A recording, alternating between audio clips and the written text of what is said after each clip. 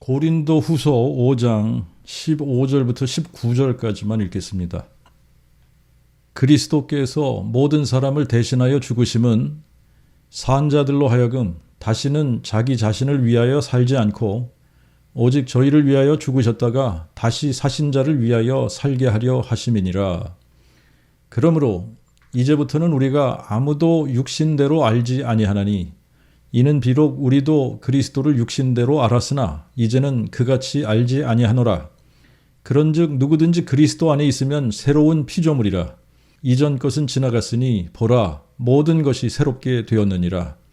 모든 것이 하나님께로서 났나니 저가 예수 그리스도로 말미암아 우리를 자기와 화목케 하시고 또 우리에게 화목케 하는 직책을 주셨으니 이는 하나님이 그리스도 안에 계시사 세상을 자기와 화목케 하사 저희의 죄를 저희에게 돌리지 아니하시고 화목케 하는 말씀을 우리에게 맡기셨느니라. 고린도후서 5장 17절 말씀은 우리가 기독교에 입문을 하게 되면은 교회에서 제일 먼저 암송하게 하는 성경 구절 중에 하나가 아닐까 그렇게 생각을 합니다. 그런즉 누구든지 그리스도 안에 있으면 새로운 피조물이라. 이전 것은 지나갔으니 보라 새 것이 되었도다. 모든 것이 새롭게 되었도다.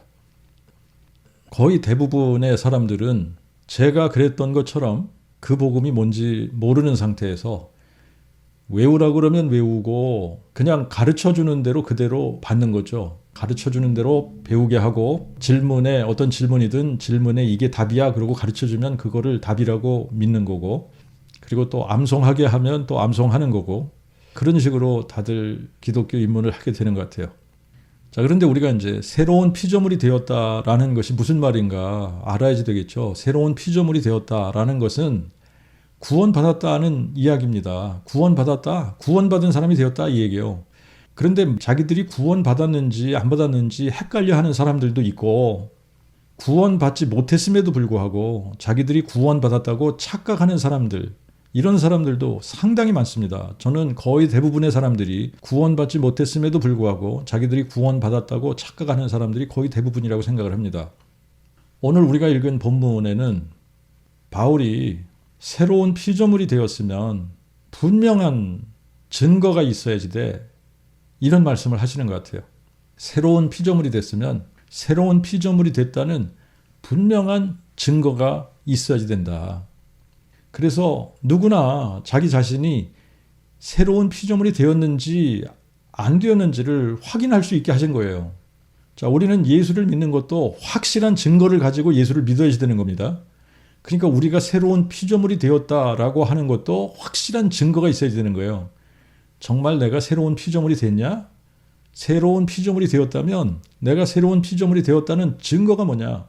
확실한 증거가 뭐야? 이게 있어야 되잖아요. 그래서 오늘은 고린도후서 5장 15절부터 19절에 바울이 새로운 피조물이 되었으면 이런 부분에서 확실한 증거가 나타나야지 되는 거야. 이제 이거를 분명히 우리에게 가르쳐주고 있다. 자, 그런데 우리가 성경을 아무리 많이 읽어도 깨닫지 못하는 부분들이 있다. 저도 그렇고 누구를 막론하고 성경을 많이 읽었다고 해서 성경을 다 깨닫는 거 아니죠, 그죠?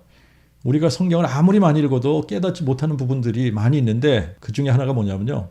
왜 하나님께서 80억의 인구 중에서 나를 구원하셨는가? 자, 이거는요, 아무리 성경을 읽어도 우리가 몰라요. 이 지구촌에 80억의 인구가 살고 있는데 이렇게 많은 80억이라고 하는 인구 중에서 하나님이 왜 나를 구원하셨을까? 아무도 몰라요. 저도 몰라요. 새로운 피조물이 되려면 그 복음을 깨달아야지 돼요. 다윗의 씨로 죽은 자 가운데서 부활하신 예수 그리스도를 다윗의 뿌리요 자손으로 여호와 하나님이 사람 되신 분으로 깨달아야지 되는 겁니다. 그리고 마음에 믿어야지 되는 거예요. 그래야 유일하신 참 하나님과 아버지께서 보내신 자 예수 그리스도를 알게 되고 그래서 영생을 얻는 것인데 저는 수십 년을 교회당에 출석을 하고 또 신학을 하고 목회를 20년 넘게 하도록 그 복음을 깨닫지 못하고 다른 예수를 믿고 다른 복음을 전하면서도 깨닫지 못하던 사람이었습니다. 그러던 내가 어느 날 그 복음을 깨닫고 그 복음을 선포하는 자리에 내가 어떻게 이렇게 이 자리에 있게 되었는지 저는 알 수가 없어요. 나보다 성경을 더 많이 읽고 암송도 더 많이 하고 성경도 더 많이 알고 신학도 더 많이 알고 그런 사람들이 많이 있는데 나보다 더 진리를 사모하고 하나님을 잘 섬기고 싶은 사람들도 많이 있는데 왜 나에게 그 복음의 광채가 비춰지고 왜 나에게 그 복음이 깨달아지고 그 복음을 마음에 믿고 줄창 예수를 여호와 하나님이 사람 되신 분이라고 그분이 다윗의 뿌리요 자손이라고 외치게 하시는지 저도 몰라요. 알 수가 없습니다. 저는 예수를 삼위일체 성부 성자 성령 중에 the second person in the Trinity 제2위의 성자 하나님이라고 가르치던 사람입니다. 그렇게 삼위일체 중에 예수를 성자 하나님이라고 믿고 가르치던 내가 예수의 십자가의 대속의 죽음과 그의 흘리신 보혈의 공로로 죄사함을 받는다고 가르치던 내가 그 복음의 광채가 비춰지고 성경에서 이것이 복음이야라고 정의 내려주신 그 복음, 하나님의 그 아들에 관한 약속, 그가 육신으로는 다윗의 혈통으로 나셨으나 성결의 영으로 죽은 자들 가운데서 부활하셔 부활의 능력으로 하나님의 그 아들로 인정되셨으니 곧 예수 그리스도 우리 주님이시다라는 로마서 1장 2절부터 4절 말씀이 깨달아지면서 내가 알고 있던 복음이 성경에서 증거하는 그 복음이 아니라는 것을 알게 되었고 내가 알고 있던 예수는 성경에서 증거하는 예수가 아니라는 것을 알게 되었고 내가 하나님이라고 부르던 하나님은 성경에서 증거하는 하나님이 아니라는 것을 알게 되었습니다. 그 복음이 너무나 정확하게 깨달아지니까 내가 성경에서 증거하는 복음을 몰랐던 것이 너무나 확실했고 다윗의 씨로 죽은 자 가운데서 부활하신 예수가 누군지 몰랐던 것이 너무나도 확실하고 유일하신 참 하나님도 몰랐었다는 것이 너무나 확실하기 때문에 내가 안 믿었었다라는 것이 쉽게 인정이 되었습니다. 내가 그 복음을 몰랐었다는 것을 알게 되면 이런 질문이 생겨야 당연합니다. 모르는 것을 믿을 수 있나? 모르는 것을 믿을 수 있습니까? 믿을 수 없다가 정답입니다. 그러므로 내가 그 복음을 몰랐었다면 모르는 것을 어떻게 믿을 수 있나? 믿은 게 아니었었다. 믿은 게 아니었다라는 것이 너무나 쉽게 인정이 되는 겁니다. 잘못 알고 잘못 믿은 것이나 아예 안 믿은 것이나 결과는 마찬가지예요. 잘못 믿은 것이나 안 믿은 것은 사실상 따지고 보면 같은 결과를 초래하기 때문에 안 믿은 것이나 마찬가지인 겁니다. 지금 거의 대부분의 기독교인들이 저와 같이 잘못 알고 있기 때문에 잘못 믿고 있으면서도 그 복음을 모르기 때문에 자신들이 잘못 믿고 있다는 것을 모르고 있는 것뿐이에요. 삼위일체를 믿고 십자가 중심의 복음을 믿고 예수를 성자 하나님이라고 믿는 모든 사람들이 성경에서 정의 내리고 증거하는 그 복음을 깨닫게 되면 자신들이 복음에 대해서 잘못 알았었고 잘못 믿었었던 것을 알게 되는 겁니다. 성경에서 이것이 복음이야 라고 정의 내려주신 그 복음을 깨닫지 못하면 아무도 유일하신 참 하나님과 아버지께서 보내신 자 예수 그리스도를 바르게 알 수 없는 겁니다. 하나님의 그 아들과 아들 하나님의 차이를 깨달을 수 없는 거예요. 그래서 잘못 알고 잘못 믿으면서도 자신들이 잘못 알고 잘못 믿는다는 것을 알 수 없는 거예요. 바울도 성경 박사, 율법학자, 랍비였습니다. 랍비. 하나님을 잘 알고 믿는다고 생각했던 사람이에요. 그러던 바울이 다메섹에 가던 길에서 다윗의 씨로 죽은 자 가운데서 부활하신 예수 그리스도를 만난 후부터 바울이 죽을 때까지 선포했던 복음이 다윗의 씨로 죽은 자 가운데서 부활하신 예수 그리스도를 만물 위에 계셔서 세세에 찬송받으실 하나님 여호와라고 선포한 겁니다. 예수를 다윗의 뿌리가 다윗의 자손 되신 분, 여호와 하나님이 사람 되신 분이라고 선포하면서 예수께서 죽은 자 가운데서 부활하신 것이 바로 그 증거라고 선포한 거예요. 그래서 죽음을 앞두고 디모데에게 마지막 편지를 쓰면서 내 복음에 이른 대로 다윗의 씨로 죽은 자 가운데서 부활하신 예수 그리스도를 기억하라고 당부했던 겁니다. 바울은 가말리엘의 문화생으로 율법에 능통했던 사람이고 하나님에 대한 열심이 특심이었던 사람이었고 유대교에도 남다른 열정이 있었던 사람이었습니다. 그래서 십자가에 죽었던 예수가 사흘 만에 부활하셨다는 소식을 전하면서 예수께서 유대인들이 그토록 기다리던 다윗의 자손 그리스도시라고 전파하는 사람들을 핍박하기 시작했고 잡아가두기 시작했고 심지어는 죽이는 데까지 앞장섰던 사람이 바울이었어요. 그러다가 죽은 자 가운데서 부활하신 예수 그리스도를 만난 후에 예수님이 바로 다윗의 혈통으로 오시겠다고 약속하신 바로 그 메시아 그리스도라는 것을 깨닫게 된 거예요. 이분이 바로 사람 되신 하나님이시구나. 이분이 바로 하나님의 그 아들이시구나. 이거를 깨닫게 된 겁니다.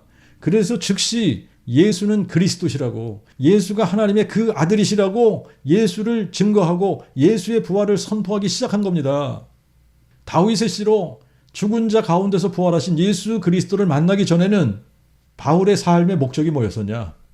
유대교를 위해서 삶을 바치는 거였어요.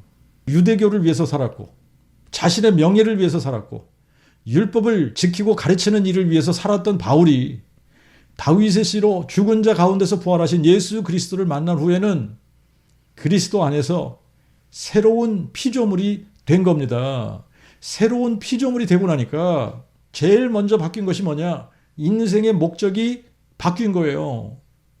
더 이상 유대교에 목숨을 걸지 않았습니다. 더 이상 자신을 위해 살지 않았습니다. 더 이상 중요하지도 않은 것들을 위해 살 수 없게 된 겁니다.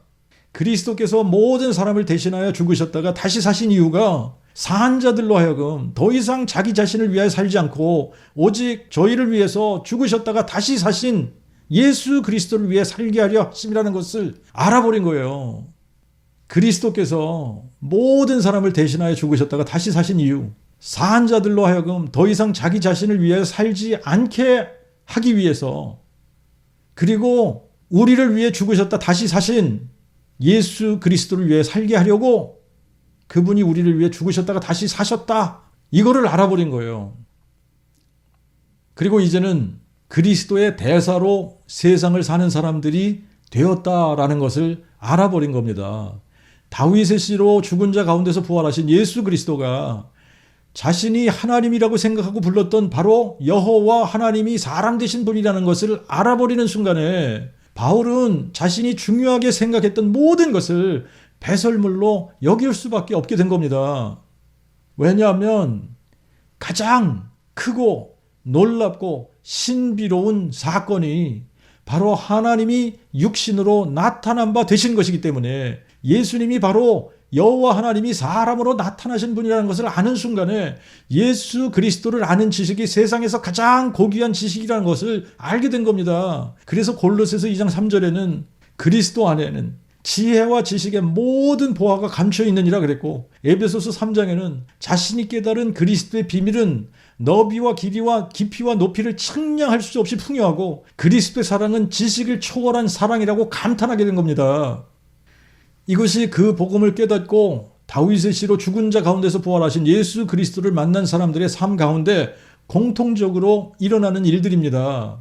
다윗의 혈통으로 오셔서 죽은 자 가운데서 부활하신 사람 되신 유일하신 참 하나님을 알게 되면 더 이상 자기 자신을 위해 살 수 없는 거예요. 더 이상 자식들을 위해 살 수 없는 겁니다. 더 이상 세상을 위해 살 수 없고, 더 이상 명예를 위해 살 수 없고, 더 이상 권력을 위해 살 수 없고, 더 이상 돈을 위해 살 수 없고, 더 이상 쾌락을 위해 살 수 없고, 명품을 위해 살 수 없고, 이생의 자랑을 위해 살 수 없고, 그 어떤 것을 위해서도 살 수 없는 겁니다. 오직 다윗의 씨로 오셔서 우리의 죄를 인하여 우리를 대신하여 십자가에 죽으셨다가 3일 만에 부활하신 예수 그리스도, 만물 위에 계셔서 세세에 찬송받으실 유일하신 참 하나님 여호와, 우리의 영존하시는 아버지 여호와 하나님이신 예수 그리스도를 위해 사는 사람들이 되는 겁니다. 이것이 우리가 새로운 피조물이 되었다는 증거예요. 아직도 다윗의 씨로 죽은 자들 가운데서 부활하신 예수 그리스도를 위해 살지 않고 있다면 자기 자신을 위해서 살고 있는 것이고, 그것은 바로 자신이 새로운 피조물이 되지 않았다는 증거입니다. 그런데 사람들이 속는 이유는 뭐냐면, 새로운 피조물이 안 된 상태에서도 교회 생활을 열심히 할 수 있다는 거예요. 기도 열심히 할 수 있습니다. 성경 공부도 열심히 할 수 있습니다. 선교도 열심히 할 수 있습니다. 전도를 열심히 해서 교인들 많이 늘릴 수도 있습니다. 성경도 열심히 읽고 성경도 쓰고 선교행도 하고 봉사일도 열심히 할 수 있습니다. 헌금도 헌신적으로 할 수 있습니다. 새로운 피조물이 안 된 상태에서 교회 생활을 이렇게 열심히 하는 사람들이나 불교 신자들이나 힌두교 신자들이나 이슬람 신자들 중에 열심인 사람, 종교적인 열심히 특심인 사람, 이런 사람들을 보면 유일하신 참 하나님을 몰라도 어떤 종교에 빠지면 헌신적으로 봉사하고 기도도 하고 헌금도 하고 기독교인들이 열심히 내는 것보다 훨씬 더 열심히 하는 사람들이 있다는 거예요. 유대인들을 한번 생각해 보십시오. 그들에게는 율법이 있었고 하나님의 말씀이 있었고 선지자들이 있었고 성전이 있었고 여호와의 절기가 있었고 제사장들이 있었고 하나님의 약속들이 있었고 육신으로 하면 그리스도가 저희에게 나셨습니다. 그리고 그들은 나름대로 하나님의 의를 이루겠다고 하나님의 의를 불순종하면서까지 자신의 의를 쌓던 사람들이었습니다. 그들의 하나님이 사람이 되어 세상에 오셨을 때 그분을 알아보고 영접했나요? 그가 세상에 계셨으나 세상이 그를 알지 못했고 그가 자기 땅에 오매 자기 백성이 영접지 아니하였다고 성경은 기록하고 있습니다. 오히려 그를 십자가에 못 박아 죽였습니다. 그리고 그것이 하나님을 위한 열심이라고 그들은 생각했던 거예요. 예수께서 죽은 자들 가운데서 부활하신 후에도 유대인들은 다윗의 씨로 죽은 자 가운데서 부활하신 예수 그리스도를 증거하는 사람들을 핍박하고 잡아가두고 죽이려고 했습니다. 바울도 그런 무리들 중에 앞장섰던 사람이었습니다. 바울이 율법을 몰라서 그랬을까요? 기도를 안 해서 그랬을까요? 성경을 몰라서 그랬을까요? 하나님에 대한 열심이 없어서 그랬을까요? 그 복음을 몰랐기 때문에 유일하신 참 하나님과 아버지께서 보내신 자 예수 그리스도를 몰랐기 때문에 그런 겁니다. 지금 기독교도 상당히 많은 부분 유대교와 비슷해요. 그 복음을 모르기 때문에 유일하신 참 하나님과 아버지께서 보내신 자 예수 그리스도를 알지 못하기 때문에 다윗의 씨로 죽은 자 가운데서 부활하신 예수 그리스도를 만물 위에 계셔서 세세에 찬송받으실 여호와 하나님, 유일하신 참 하나님, 우리의 영존하시는 아버지가 사람 되신 분으로 알지 못하면서도 맹목적으로 종교적인 열심을 내면서 하나님을 믿고 섬긴다고 착각하고 있는 겁니다. 영생은 유일하신 참 하나님과 아버지께서 보내신 자 예수 그리스도를 아는 데서부터 시작을 하는 거예요. 다윗의 씨로 죽은 자 가운데서 부활하신 예수 그리스도가 누구신지를 모르면 아무리 열심을 내고 아무리 적극적으로 종교 생활을 해도 그것은 모두가 다 자기를 위한 것이거나 어떤 싹군 목사를 위한 것이거나 자기의 명예를 위한 것이거나 자기의 생색을 내기 위한 것이지 우리를 위해 죽고 부활하신 예수 그리스도를 위한 것이 아닙니다. 그러므로 거기에는 생명이 없는 거예요. 영원한 생명도 없고 구원도 없는 겁니다. 영생이 없고 구원이 없기 때문에 다윗의 씨로 죽은 자 가운데서 부활하신 예수 그리스도를 여호와 하나님이 사람 되신 분이라고 증거하지 못하는 것이고 예수를 다윗의 뿌리요 자손이라고 증거하지 못하는 겁니다. 이것을 사도행전 1장 8절에서는 이렇게 표현을 했어요. 오직 성령이 너에게 임하시면 너희가 권능을 받고 예루살렘과 온 유대와 사마리아와 땅끝까지 이르러 내 증인이 되리라. 다윗의 씨로 죽은 자 가운데서 부활하신 예수 그리스도를 만나면 그 복음을 선포하지 않을 수 없는 겁니다. 다윗의 혈통으로 오신 예수 그리스도께서 죽은 자 가운데서 부활하셨다고 증거하지 않을 수 없는 겁니다. 그래서 저절로 예수의 증인이 되는 겁니다. 내 증인이 되리라. 되리라가 되는 겁니다. 이것이 새로운 피조물이 되었다는 증거입니다. 반대로 다윗의 씨로 죽은 자 가운데서 부활하신 예수 그리스도를 증거하지 않으면 새로운 피조물이 안 되었다는 증거예요. 다윗의 씨로 세상에 오셔서 우리를 위해 죽은 자 가운데서 부활하신 예수 그리스도를 누구라고 증거해야 됩니까? 그분의 부활이 예수를 누구라고 확증해 주는 겁니까? 부활은 예수님이 다윗의 뿌리요 자손이라는 것을, 여호와 하나님이 사람 되신 분이라는 것을, 이분이 유일하신 참 하나님, 우리의 영존하신 아버지라는 것을 확증해 주는 사건입니다. 사람은 아무도 사망을 삼키고 승리할 수 있는 사람이 없습니다. 그런데 여호와 하나님이 미리 이렇게 약속하셨어요. 여호와께서 사망을 삼키고 승리하실 것이요 나 여호와가 말하였느니라. 여호와께서 사망을 삼키고 승리하실 것이라고 약속을 하셨어요. 이 약속은 여호와 하나님이 사람 되셔서 죽은 자 가운데서 부활하시겠다는 약속입니다. 여호와 하나님이 성령으로 존재하시는데, 여호와 하나님의 본질이 성령이신데 그분이 어떻게 죽은 자 가운데서 부활하시겠습니까?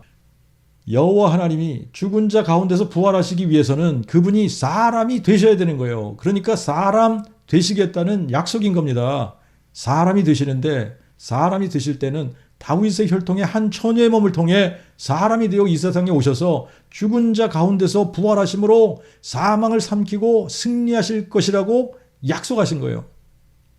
이거는 또 다른 말로 하면 마귀를 멸하시겠다고 약속하신 겁니다. 자, 그런데 이 약속을 사람들의 역사 속에 들어오셔서 문자 그대로 이루신 분이 예수 그리스도신 거예요. 나사렛 예수신 겁니다. 예수 부활 사건, 예수의 부활 사건은 예수께서 부활이요 생명이심을 증명한 것이고, 예수께서 뱀의 머리를 상하게 하신 것을 증명한 것이고, 마귀를 멸하셨음을 증명하신 것이고, 예수께서 길이요 진리요 생명이심을 증명하신 것이고, 예수께서 전능자이심을 증명한 것이고, 예수께서 여호와 하나님이 사람 되신 분, 다윗의 뿌리가 다윗의 자손 되신 분이심을 증명하신 사건입니다. 신약과 구약은 한 권의 성경책이지 신약 따로 구약 따로 두 권의 책이 아닙니다. 신약은 구약에 이어지는 책이고, 구약의 예언이 어떻게 성취되어졌는지를 보여주는 책이에요. 그러므로 구약에서 증거하는 하나님이나 신약에서 증거하는 하나님은 동일하신 하나님이래야 되는 겁니다. 구약에서는 창세기에서부터 말라기까지 상천하지에 여호와만 홀로 한 분 하나님이시고, 여호와 외에 다른 신이 없고 여호와와 함께하는 신이 없다고 수도 없이 증거하고 있습니다. 여호와 하나님이 하늘과 땅을 창조하셨고, 하늘과 땅을 창조하실 때에 함께하는 신이 없었다고 말씀하십니다.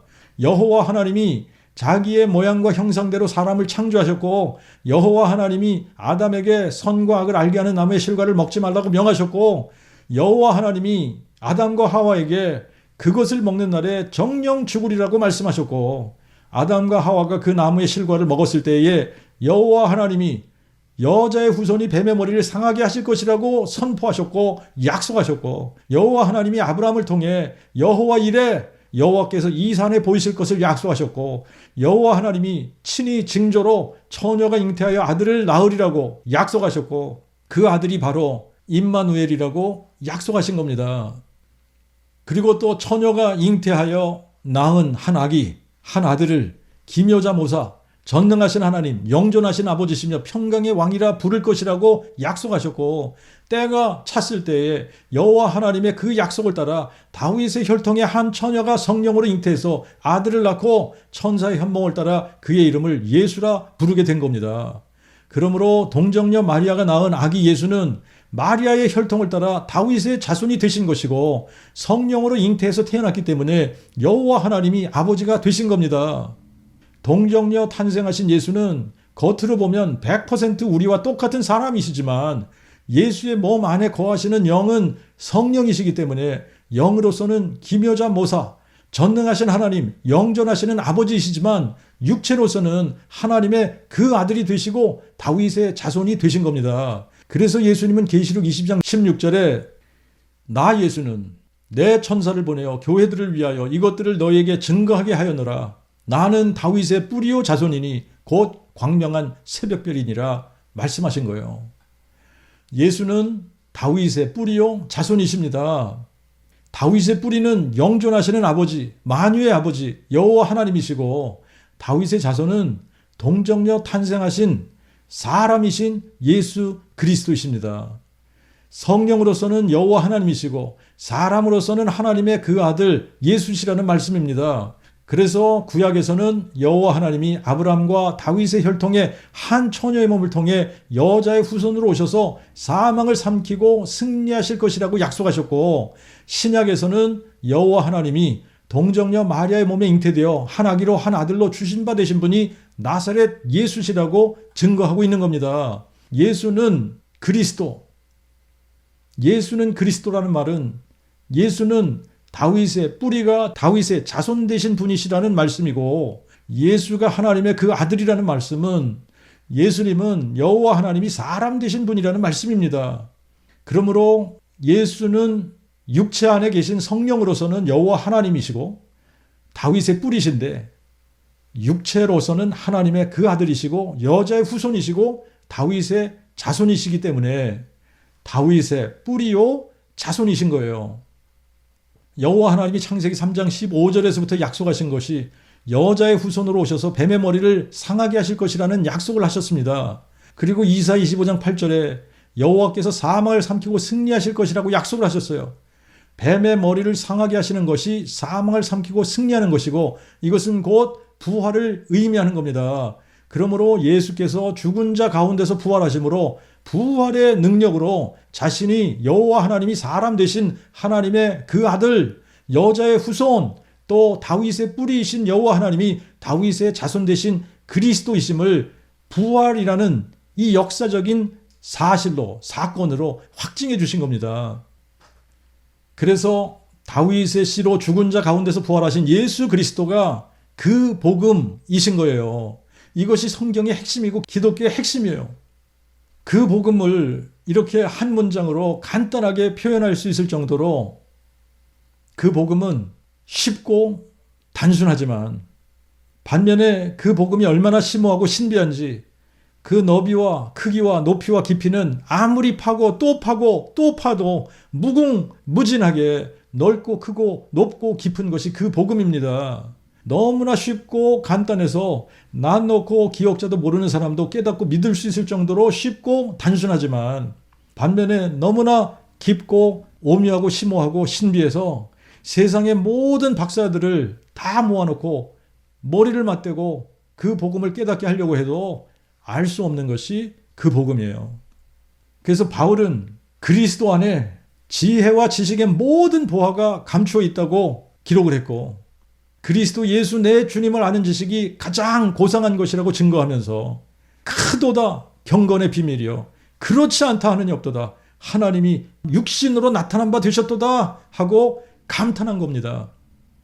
창조주 여호와, 대주제 여호와, 지존자 여호와, 전능자 여호와, 영존하신 아버지 여호와 하나님이 육신으로 나타난 바 되신 이 사건이야말로 가장 크고 놀라운 경건의 신비입니다. 어떻게 창조주가 피조물이 되실 수 있으며 어떻게 영존하신 아버지가 한 아기로 한 아들로 오실 수 있으며 어떻게 뿌리가 자손이 되실 수 있으며 어떻게 대주제 지존자 전능자 하나님이 낮고 천한 종의 형체를 가져 사람의 모양으로 만들어지실 수 있다는 말입니까? 이것이야말로 크고 놀라운 경건의 신비가 아닐 수 없는 겁니다. 이것보다 더 큰 신비는 없고 이것보다 더 크고 놀라운 일은 세상에 없는 겁니다. 이렇게 크고 놀라운 일, 여호와 하나님이 사람 되신 이 사실을 부활의 능력으로 증명해 주신 거예요. 이 세상에 수많은 종교들이 있지만 그래서 각 종교마다 자기들이 섬기는 신들이 있지만 그들이 섬기는 신이 유일하신 참 신이라는 증거를 가진 종교는 하나도 없습니다. 오직 예수 그리스도만 자신이 유일하신 참 하나님이시라는 증거를 역사적 사실로 객관적 증거로 확실하게 보여주시고 이 증거를 가지고 자신을 유일하신 참 하나님 여호와로 믿으라고 요구하시는 겁니다. 그래서 17절에 누구든지 그리스도 안에 있으면 새로운 피조물이라. 이전 것은 지나갔으니 보라 모든 것이 새롭게 되었도다. 누구든지 그리스도 안에 있으면 그랬는데 그리스도 안에 있기 위해서는 다윗의 씨로 죽은 자 가운데서 부활하신 예수 그리스도를 유일하신 참 하나님 여호와로 마음에 믿어야 되는 겁니다. 그래야 예수의 이름을 부를 때마다 여호와의 이름을 부르게 되는 거예요. 이렇게 여호와의 이름을 부르는 모든 사람을 구원하셔서 새로운 피조물이 되게 하시는 겁니다. 새로운 피조물이 되면 인생의 목적부터 달라지는 거예요. 고린도후서 5장 15절에 그리스도께서 모든 사람을 대신하여 죽으심은 사한 자들로 하여금 다시는 자기 자신을 위하여 살지 않고 오직 저희를 위하여 죽으셨다가 다시 사신 자를 위하여 살게 하려 하심이니라. 새로운 피조물이 되었다는 것은 인생의 목적이 바뀌었다는 거예요. 달라졌다는 겁니다. 더 이상 자기 자신을 위하여 살지 않는 사람이 되었다는 겁니다. 나 자신을 위해 살지 않으면 누구를 위해 살게 되는 겁니까? 오직 나를 위하여 죽으셨다가 다시 사신 예수 그리스도, 그분을 위하여 살게 되는 거예요. 다윗의 씨로 죽은 자 가운데서 부활하신 예수 그리스도를 만나지 못한 사람들은 아무리 성공한 것 같아도 자기 자신이 무엇을 위해서 인생을 살아야 하는지 모르기 때문에 자신을 위해서 인생을 살 수밖에 없는 겁니다. 하지만 다윗의 씨로 죽은 자 가운데서 부활하신 예수 그리스도를 만나서 영전하신 아버지를 찾은 사람들은 이제부터 인생을 왜 사는지, 누구를 위해서 사는지 알게 되었기 때문에 더 이상 방황하지 않는 거예요. 더 이상 자신을 위해 살지 않는 겁니다.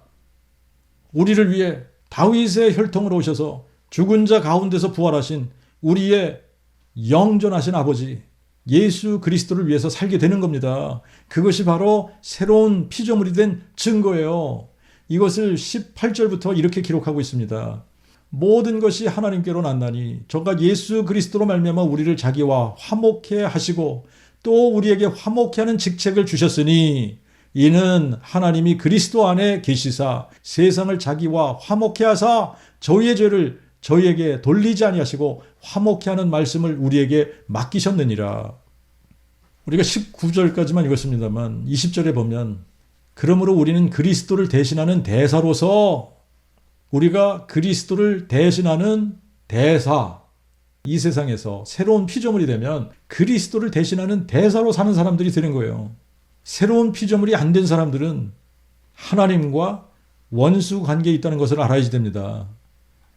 유대인들, 대제사장, 수제사장들, 율법사들, 레위인들, 서기관들, 랍비들, 바리새인들, 이들도 율법을 알고 성경도 알고 종교적으로 엄청 열심인 사람들이지만, 그리고 이들이 종교 지도자들이었지만 그들이 다윗의 씨로 죽은 자 가운데서 부활하신 예수 그리스도를 알지 못할 때는 하나님과 원수 관계인 거예요. 그래서 심판을 받고 지옥에서 영원한 형벌을 받아야 되는 겁니다. 지금도 마찬가지예요. 아무리 교단 총회장을 하고 신학교 교수를 하고 대형교회 목사를 하고 여러 신앙서적을 쓰고 예배를 인도하고 제자 훈련을 하고 아무리 열심히 해도 다윗의 씨로 죽은 자 가운데서 부활하신 예수 그리스도를, 유일하신 참 하나님 여호와가 사람 되신 하나님의 그 아들, 다윗의 뿌리가 다윗의 자손 되신 그리스도, 다윗의 뿌리요 자손으로 알고 믿지 않으면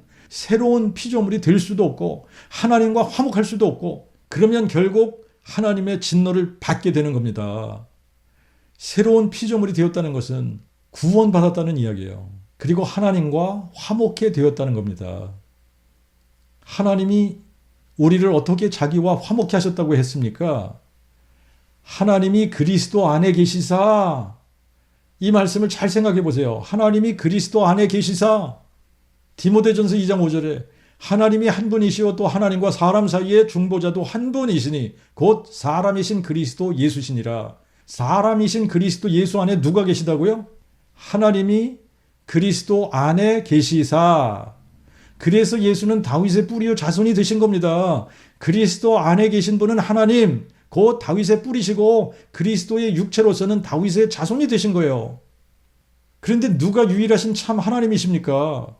여호와, 그는 하나님이시고 여호와 외에 신이 없고 여호와와 함께하는 신도 없습니다. 그러므로 그리스도 안에 하나님이 계시다는 것은 그리스도 안에 여호와께서 계시다는 거예요. 골로새서 2장 9절에는 그리스도 안에는 신격의 모든 충만이 육체로 거하시고 그리스도 안에 여호와 하나님이 거하신다는 말씀입니다. 그러므로 여호와 하나님이 예수의 몸을 성전 삼아 다윗의 뿌리요 자손으로 이 세상에 계셨던 거예요.